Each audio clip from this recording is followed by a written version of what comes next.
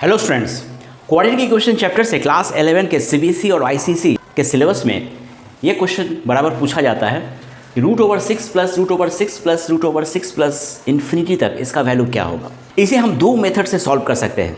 MCQ के लिए पूछा जाए तो 2 सेकेंड का ट्रिक होगा, लेकिन अगर 2 या 3 मार्क्स के लिए सवाल पूछा जाता है तो एक डिस्क्रिप्टिव मेथड है, वो भी सीखेंगे। तो चले सीखते हैं।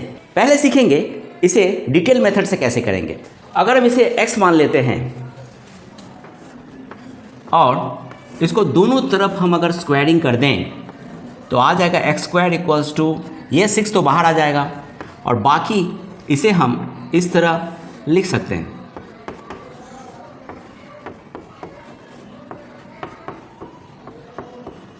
क्योंकि इन्फिनिटी तक है तो हम इसे इसी तरह कंटिन्यू कर सकते हैं। यानी क्या समझ में आ रहा है कि दोबारा ये जो पार्ट है, ये पार्ट दोबारा क्या हो जाएगा, x हो जाएगा।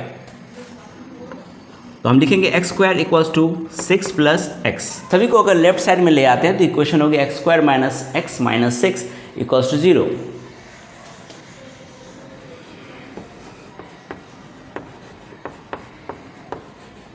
इसे हम सिंपली मिडिल टर्म स्प्लिट से भी फैक्टराइज कर सकते हैं। तो फैक्टराइज करने पर आंसर आ गया x minus 3 into x plus 2 equals to 0। यानी x का वैल्यू एक निकल के आ रहा है 3 और एक निकल करके आ रहा है -2। लेकिन दोनों आंसर नहीं हो सकता क्योंकि ये सारे के सारे पॉजिटिव एक्सप्रेशन में है, सभी में प्लस साइन है, इसलिए नेगेटिव वैल्यू पॉसिबल नहीं होगा। तो इसलिए आंसर होगा x इक्वल्स टू 3। तो ये तो था डिटेल मेथड, लेकिन शॉर्टकट 2 सेकेंड वाला मेथड क्या है। सिंपली हम इस 6 को प्राइम फैक्टर में तोड़ेंगे। 6 को हम लिख सकते हैं 2 इंटू 3।